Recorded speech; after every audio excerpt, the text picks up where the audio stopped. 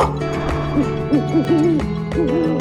you want to build a pixel art game with a large world for your players to discover and explore? Here's what you need to know. Do you remember the first time you got lost in an expansive virtual world? Actually, in the early days, video games were confined to a single screen, but as technology advanced, game developers began exploring ways to extend the playable area to create immersive worlds full of dangers and hidden secrets that captivated players like never before. If you want to develop games that go beyond a single screen, you need to know how to implement a 2D camera. It may be easier than you think. This class is for beginners. A basic understanding of programming principles is recommended to get the maximum value. We are building everything from scratch because these are the most fundamental techniques in 2D game development, and if you fully understand how this works, you can create any game you want. I'm using just a minimal CSS, so I'm doing it here in the style tag. Here we created HTML5 canvas element that we will draw and animate on today. Here I have an image of a game world. You can download it in the resources section below. I'm starting with a complete image like this because I want the codebase to start very simple so we can focus on the things that relate to game camera. I don't want any distractions in the code that would make it harder to follow and understand.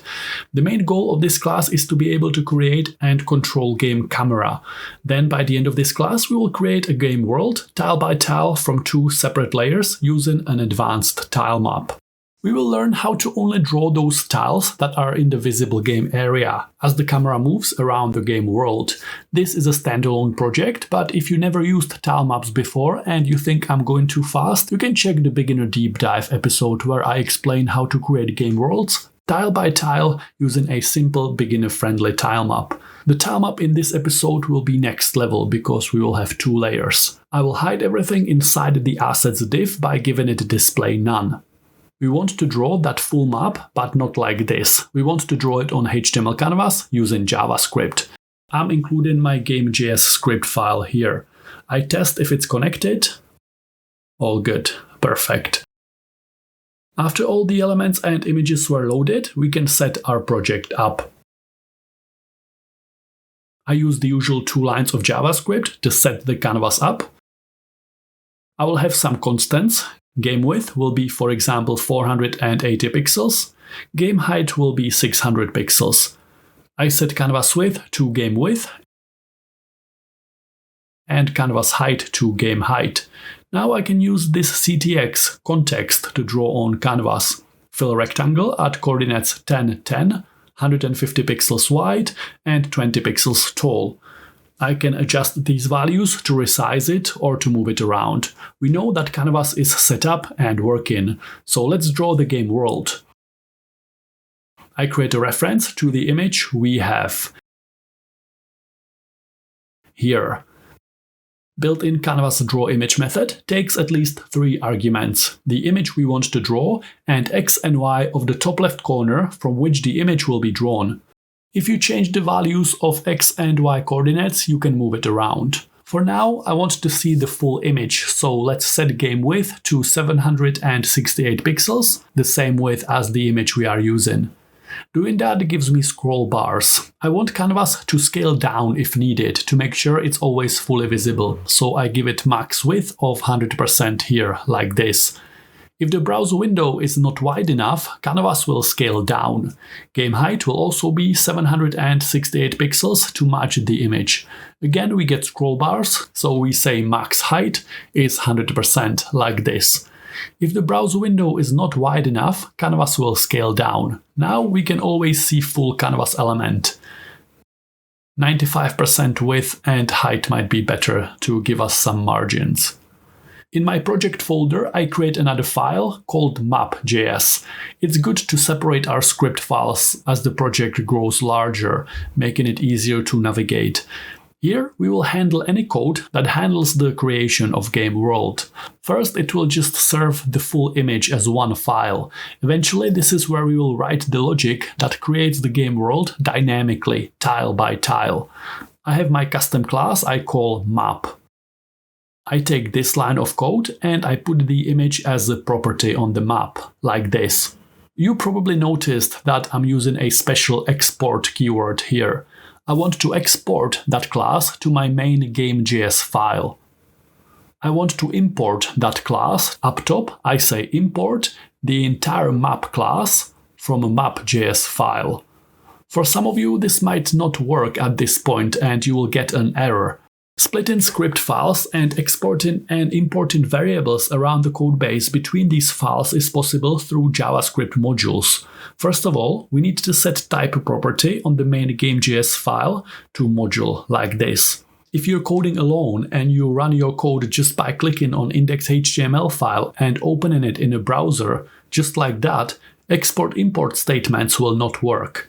Importing pieces of code from other files will be blocked in most browsers by CORS, cross-origin resource sharing. Browsers will only allow export-import if all the files involved come from the same origin. For example, they sit on the same server.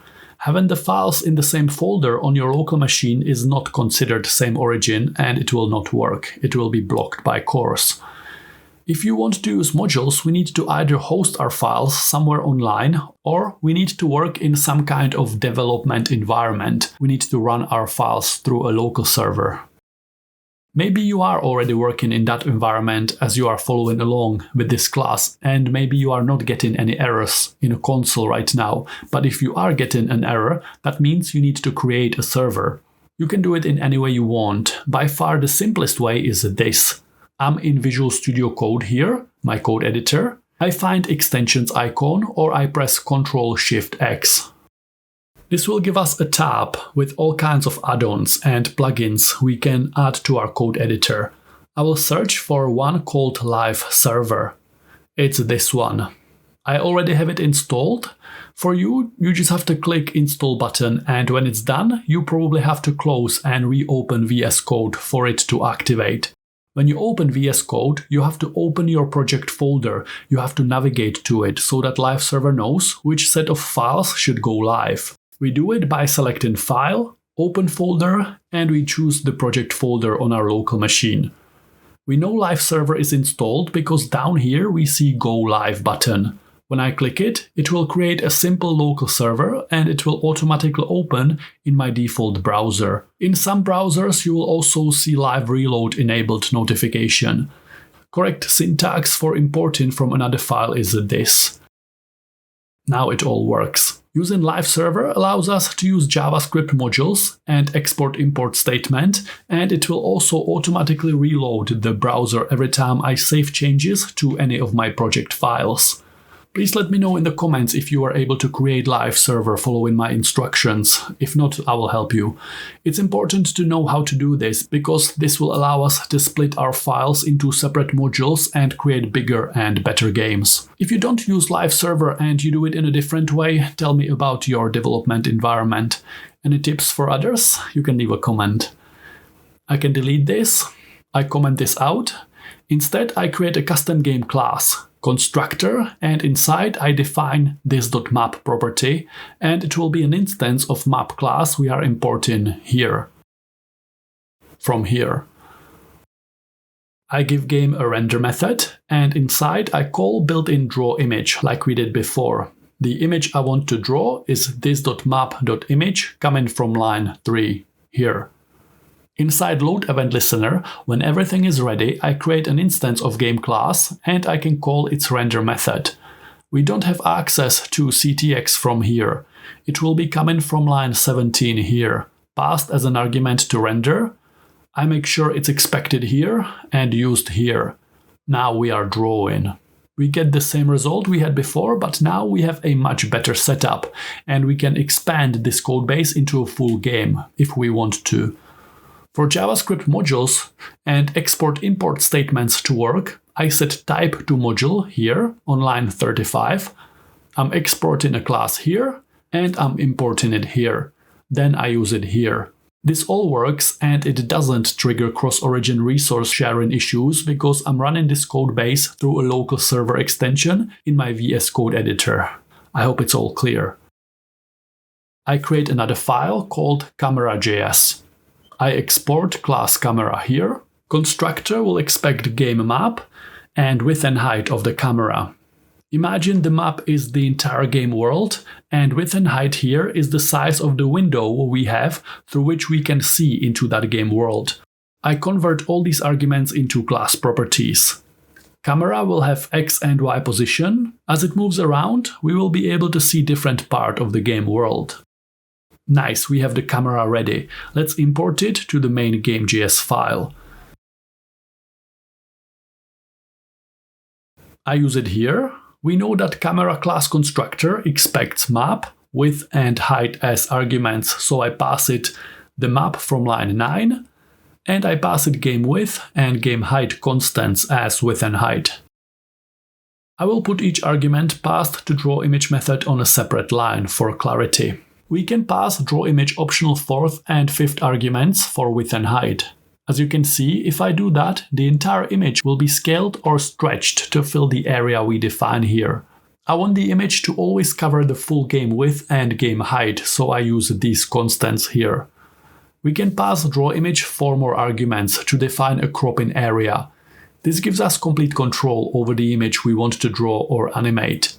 We pass it the image we want to draw, source X, source Y, source width and source height to define an area we want to crop out from that image, and destination X, destination Y, destination width and destination height to define where on destination canvas we want to place that cropped out piece onto. Now I'm saying take this image, crop out from 0, 0 to 200, 200 and stretch that part to cover the entire game area from 0, 0 to game width, game height. You can change these values and see what it does if it's still not completely clear. It's important to understand this for both camera and for tilemap placement as well.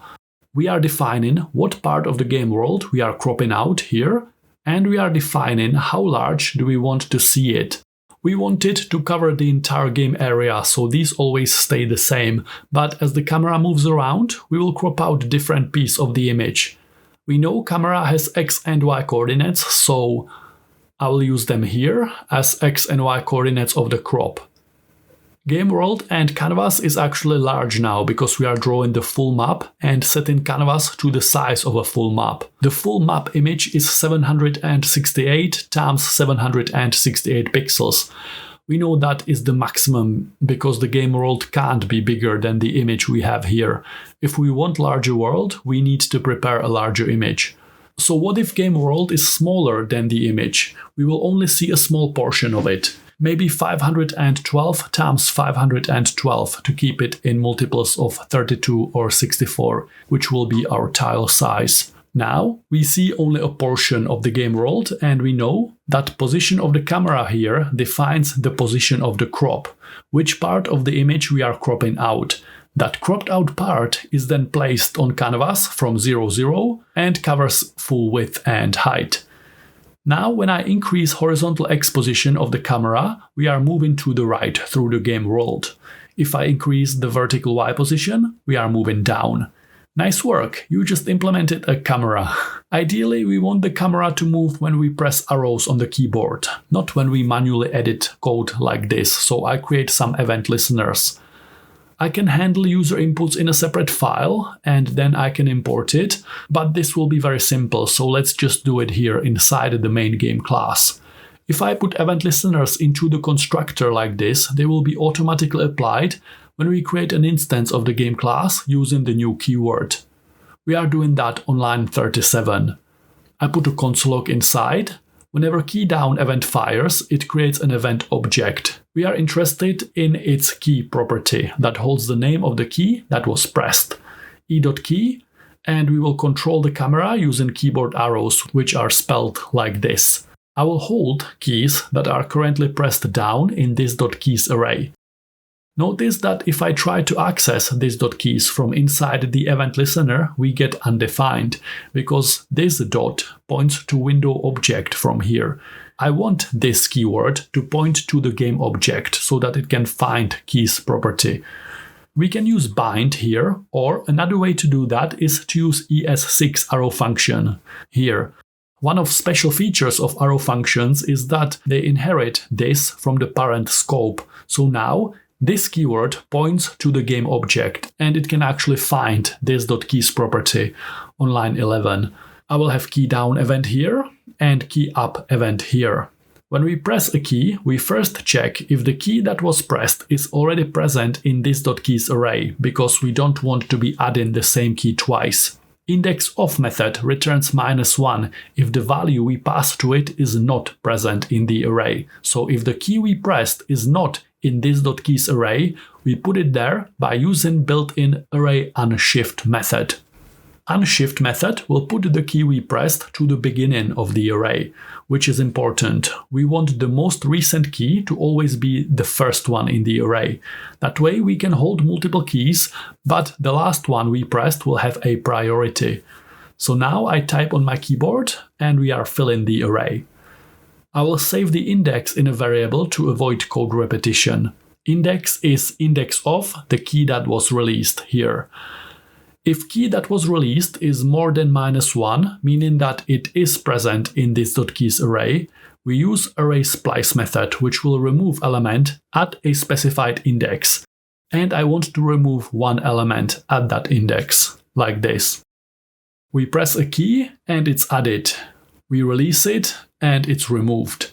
If we press and hold multiple keys, whatever was pressed last will be at a position 0 in the array in the beginning, and it will have priority. This.keys array remembers the order in which we are pressing the keys, and if we release the new key while we are still holding the old key, that old key will shift in priority and it will take over. We have a simple queue of keys and we are reacting to the most recent one, to the key at position 0 in the array.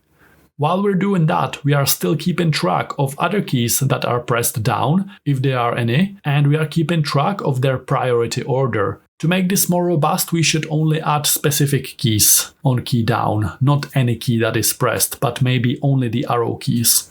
Here on the main game class, I create a custom method I call update. We will have two helper variables confined just to the scope of this method. I say, if this.keys index 0, the first element inside this.keys array is arrow left, we set speed x to -1. Else, if the first element is arrow right, we set speed x to +1. If the last key we pressed is arrow up, we set speed y to -1. Else, if the key is arrow down, we set speed y to +1. As we press arrow keys, I want to be changing values of x and y position of the camera. Now I can give my camera object a custom move method. It will take speed x and speed y as arguments, and we will increment this.x by speed x and this.y by speed y. I call it from here this.camera.move, and we know it expects speed x and speed y as arguments. When we press keys, we move camera position, and here we are using that camera position to crop out different portion of the game world of the background image we have. This will not work yet because we actually need to call update and render over and over, updating and redrawing everything to create an illusion of movement. We need animation loop. Custom function I call animate. Inside I call game.render and I pass it context. And I call request animation frame, passing it animate to create the loop. Here I call the first request animation frame to actually start the loop. If I do a console log from here, we can see we are already animating. So I call game.update from here as well. For each animation frame, we update the game, redraw it with updated values, and we call animate function again. I save my changes, and as I press arrow keys on my keyboard, we are moving around the game world. Awesome. I want to make sure we can't move outside the boundaries. When we hit the edges of the image, I want the camera to stop, to hit an imaginary wall, and not be able to move any further. Maximum horizontal position will be the width of the map image itself. Image is coming from here and we are accessing its width property, which we know is 768 pixels, and we do minus the width of the camera viewport, which is the same as the width of canvas. We do it like this because images are drawn from the top left corner. The maximum vertical position of the camera will be the height of the image minus the height of the camera viewport. Here I will clamp the position values. For every animation frame, we are increasing this.x by speed x, but we will override it here immediately. Math.max method returns the largest of the numbers given as parameters, so I pass it 0 as the first one, and the second parameter will be math.min between the current camera position and the maximum camera position. So if the current position of the camera is more than max position will be selected here, and it will not be able to move past the right edge of the game world. And because we are using math.max between 0 and this.x here, if this.x is less than 0, 0 will be selected and camera will not be able to move past the left edge. We clamped the values horizontally. I can do the same thing vertically. This.y is the larger value between 0 and this.y, or max y. Whichever one of these is currently smaller. I hope this makes sense. If you press arrow keys now, you will not be able to move outside of the game world in any direction. Perfect. We are moving very slow. I can add a speed modifier. This.speed is 2, and we multiply both of these by the same speed value. Now we are moving faster. And now we are moving even faster. But how about this? What if I want the speed of the camera motion to be consistent across any device, regardless of the screen refresh rate? And the value I put here, I want that value to represent pixels per second. To do that, we have to understand two things about built-in request animation frame method. And these are the reasons why this method is much better to use for your animations rather than using set interval. Request animation frame method has two special features. It auto-generates timestamps for us, and it adjusts the speed at which it serves animation frames to the screen refresh rate of the device we are using. Because there is no point to recalculate, update and draw more frames than what the screen is actually able to display. That variable I call last time will help us with this.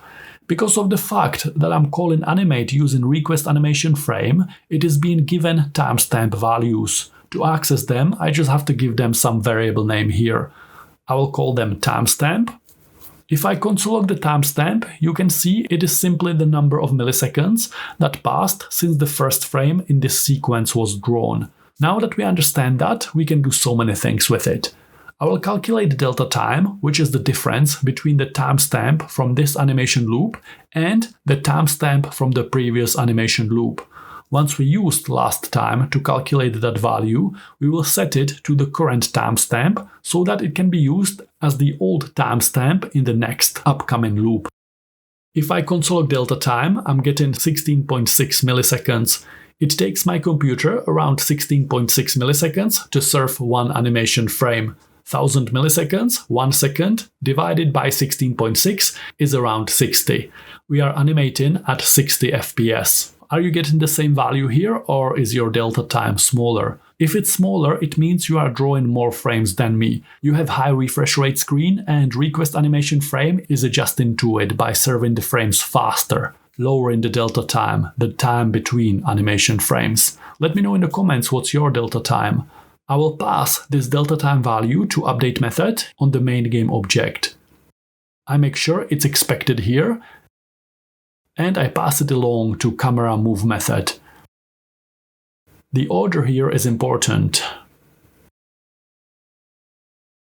And then I multiply all of this by delta time. Speed x and speed y here are basically just directions, -1 or +1 horizontally or vertically. This.speed is the actual movement speed times delta time to account for actual milliseconds and not animation frames. We want our animations to be based on real time and not on the ability of our device to serve animation frames, because we know it can vary from device to device and it would make the game speed inconsistent across different devices. Now, camera motion is very fast. I need to set the speed to something like 0.2 for slower, smoother movement. But I want this value to represent pixels per second. Let's say I want the camera to move 256 pixels per second. To make this value work like that, I go back to our animation loop and I will divide delta time by 1000. If I console log it, these are the delta time values we are getting now. And doing it this way, this value now sets the speed in actual pixels per second, consistent across any device. 64 pixels per second. I hope it makes sense. This is a useful technique to add to your animation toolkit. 500 pixels per second. Because of the image I'm using, single tile in the game world is 64 times 64 pixels. Knowing that, I can set the starting position of the camera to be more in the middle, for example, using increments of 64 as X and Y here. If I set these to 128 and 128, we get this as the first screen. And from there we can move the camera around.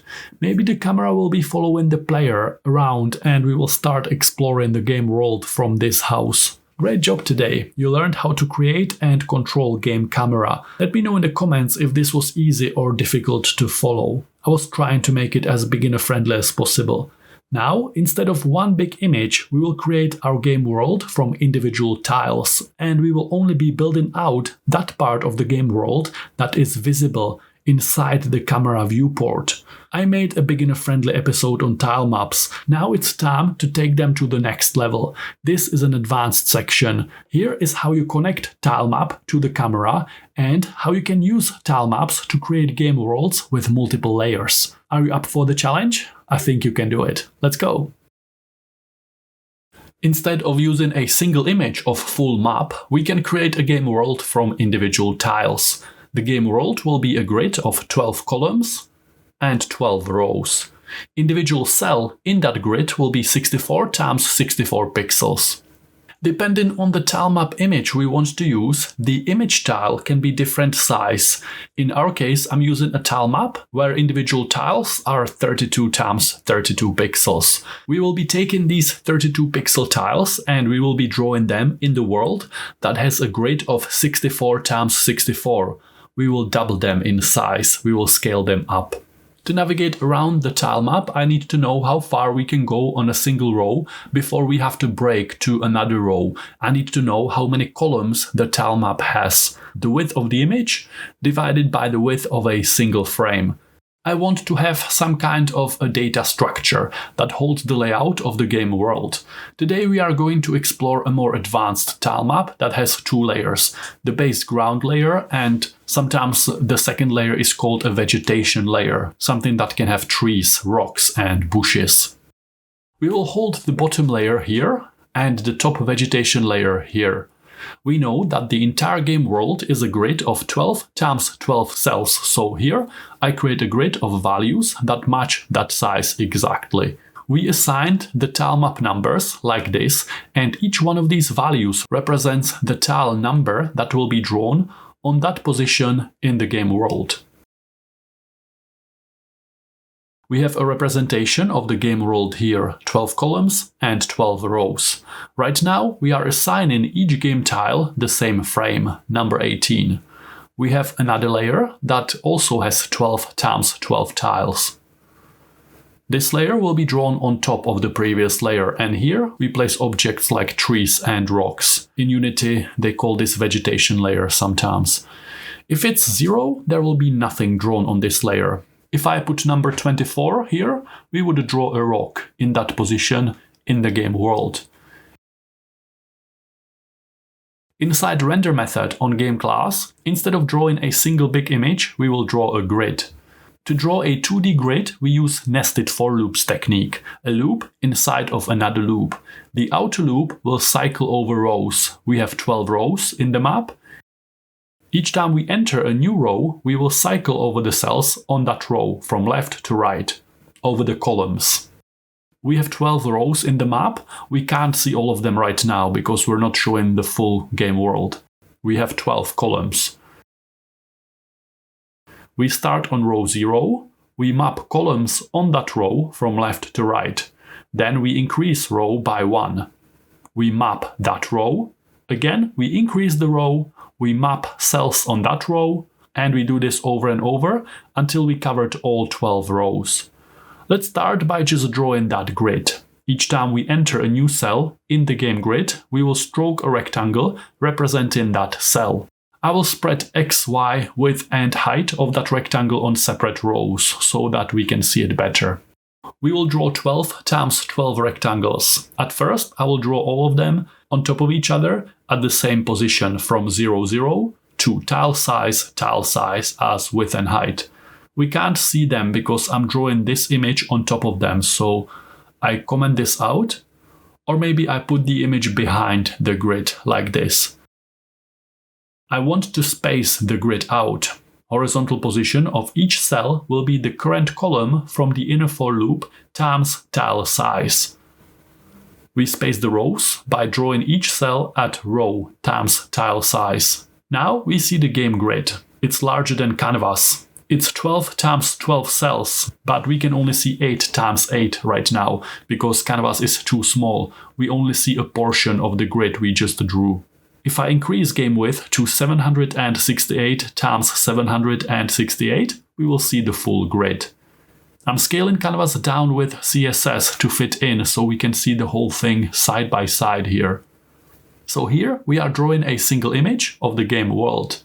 On top of that, we are cycling over the game world row by row from left to right on each row, stroking rectangles. Each rectangle represents a single cell in the game grid. Game world is 768 times 768 pixels. Cells are 64 times 64. 12 rows, 12 columns. I don't want to draw this image here. I cut it and I draw the image for each cell individually. I want to crop out cells of 32 times 32 from my tile map now. I crop from 0, 0 to image tile. But instead of full map image, we are going to use an actual tile map now. You can download it in the resources section below. I put it into my project folder. ID will be tilemap1. And we will use tilemap1 here. So now we are taking this image, we are cropping out from 0, 0 to image tile, defined by the 4 source parameters, and we are placing that cropped out piece here, defined by these 4 destination parameters. We know we are spreading stroked rectangles around the grid by setting their X, Y, width and height to these values. So let's just copy them and we can set destination, X, Y, width and height inside the draw image to these same values. And now we are constructing the game world from a tile map. We are giving each cell in the game world the same frame, this one. We can move the cropping area by jumping by the increments of image tile here horizontally and here vertically. The combination of this and this cropping coordinate gives us a cell somewhere in the tile map. They all draw the same tile because we are hard-coding that value. I need a way to have a tile number for each cell. Let's say 18, which is a number assigned to this tile frame, and I need to be able to use that value to somehow extract the correct X and Y cropping coordinate to get the right frame. Tile numbers are stored here and they define the shape of the game world. So let's say that tile is 18, this one. Now I have to tell draw image method the correct X and Y cropping coordinate to get this frame. Source X, the horizontal cropping coordinate, will be tile, in this case 18, minus 1, because we count rows and columns from 0, but tiles start from 1. And we multiply that times image tile. If this tile is 3, for example, 3 minus 1 is 2, 2 times 32 is 64. We will start cropping from here to get the right horizontal cropping position. But what if we are not on the top row? Here, we care only about the distance from the left edge basically, so I will disregard all the completed rows. I only care about the remaining value here, discarding the completed rows. I have a deep dive episode for beginners if you think I'm going too fast here. How do we get the vertical cropping position? It's simpler. Again, we do tile minus 1 and we divide that by image columns. So tile number divided by how many tiles we have here per row to give us the number of row we are on. I round it down because row numbers have to be integers, no decimal points. We just check which row we are on because we know all the frames on the same row have the same vertical cropping position, the same distance from the top. And again, we have to multiply that by image tile to actually travel around the grid in tile-sized increments. So this is how you convert single tile number, in this case 18, into a separate X and Y cropping position. This can be quite complex to understand at first, but if you use it more often, you will get used to it. Now we are cropping the correct frame for tile 12, 18, 21. As we cycle over the game grid, we want to check what is the tile number and we crop the right area from the tilemap image. Where are these tile numbers coming from? We store them here. The numbers we put here will create the game world. Notice this array is structured in the same way as the game world grid. 12 columns, 12 rows. If I put number 1 here, I want this tile to be drawn here. As we cycle over the rows and columns of the game grid, here I want to check what is the corresponding tile number in layers array and then use that value for crop here. On the map class, I create a custom method I call getTile. It will expect layer as the first argument because we have 2 tile layers, the bottom layer and the top layer. I will call getTile as we cycle over the game grid. We pass it the column we are on and the row we are on. GetTile method will take the current column and row value. It will check what tile number we store at the corresponding position inside layers array, and it will give us that number. So this row and this column will give us a tile number, and we already implemented logic that will crop the right frame based on the number here. I want getTile to immediately return a value, the number we store here. Depending on layer value we pass here, we will either access this.layers 0 or 1. 0 is this array, the bottom layer, 1 is this array, the top layer.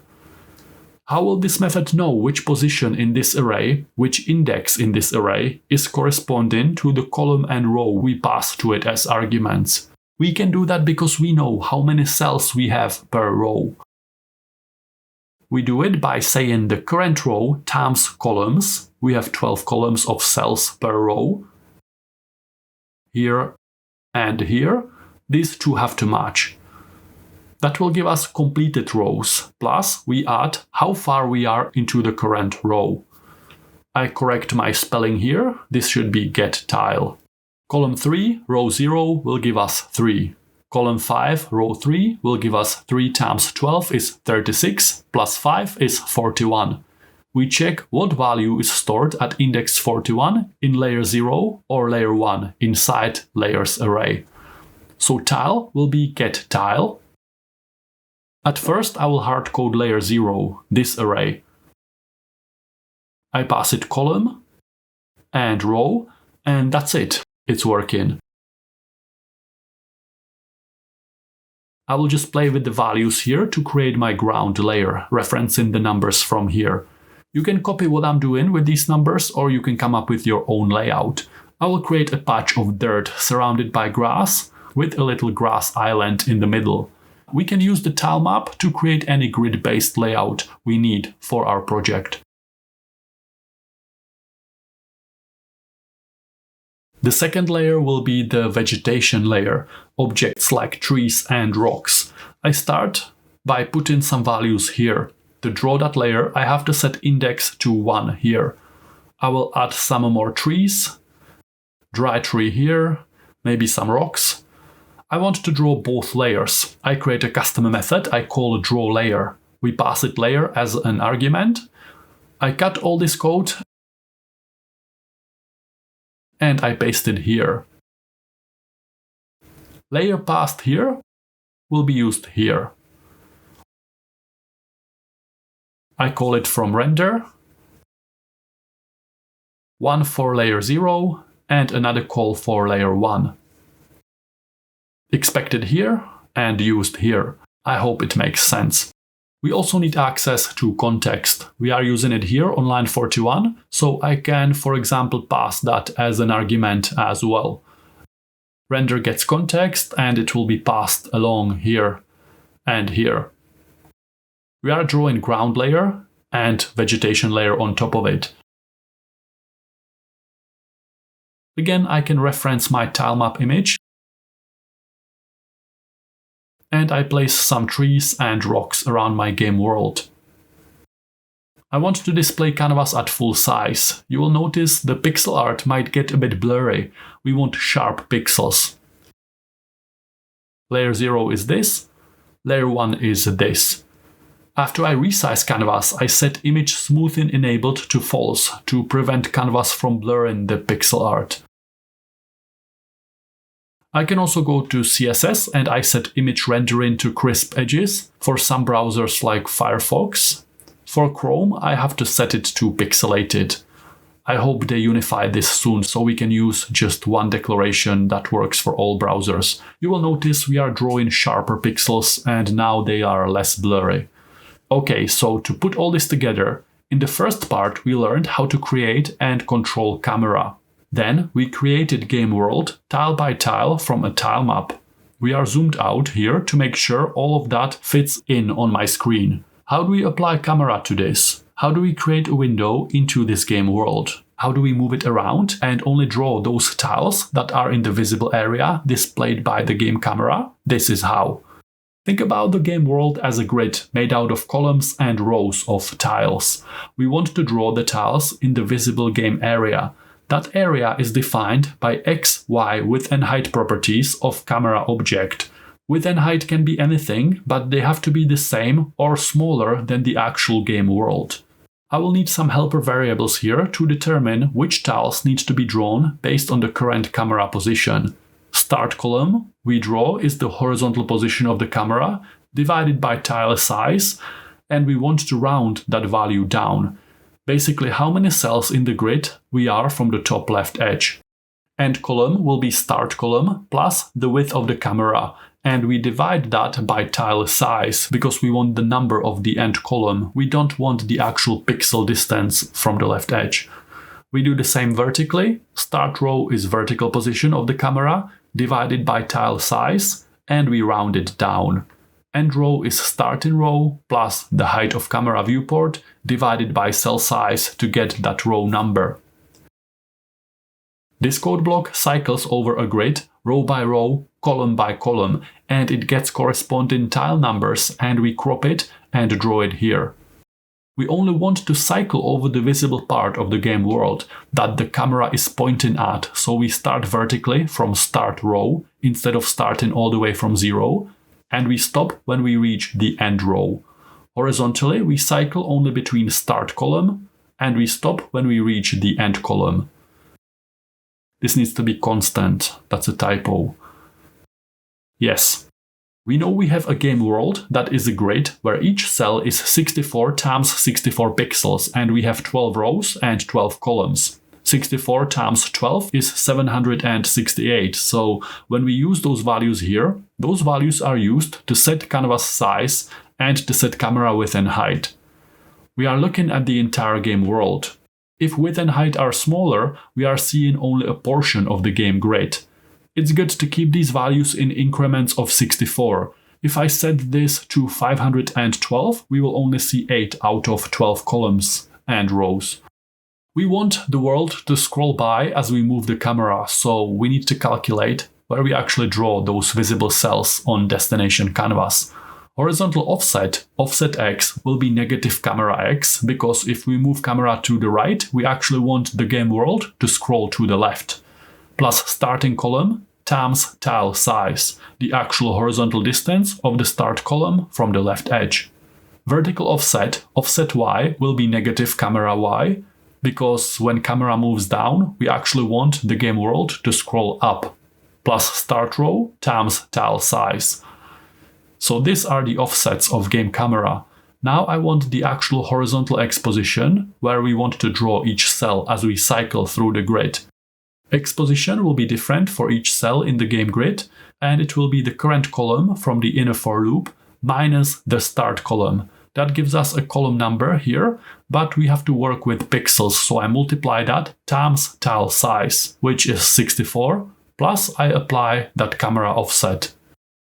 Where we draw each cell in the grid vertically will be calculated in the same way. The current row from the outer loop minus the start row. We want pixels, so times tile size, plus we account for the vertical offset y. We will use these new x and y positions as destination x and destination y arguments for each tile here. When we draw on canvas, we don't want any sub-pixel values to avoid blurring, so let's round these coordinates to the nearest full pixel value. Finally, we are no longer using image of a full map, we are using a tilemap image, but still I need the width of the game world here, so we know that's columns times tile size, 12 times 64. And max y here needs map.rows times tile size. And I can move around the game world by pressing arrow keys. We can remove the stroked rectangles at this point. Here I set the initial position of the camera on the first load. As I move around, we are actually dynamically creating the game world from tiles, but it looks like it's a single image. To prove that it's made out of individual tiles, look what happens if the size of canvas and camera is not directly divisible by 64, by game tile value. We start seeing the game world being built dynamically as we scroll around. We don't want to see it like this, so we need to make sure that whatever value we put here, it's divisible by 64 without a remainder. For example, 512 width and 640 pixels height. These values will determine the size of canvas element and the size of camera viewport. If these values are divisible by cell size by 64 without a remainder, the cells will be ready in place by the time they are visible on screen. What if we want to have a hero character that walks around the game world? It collides with solid obstacles like stones and trees, and the camera follows the hero around. If you want to learn how to do that, join me in this class. Click the like if you found some value. See ya!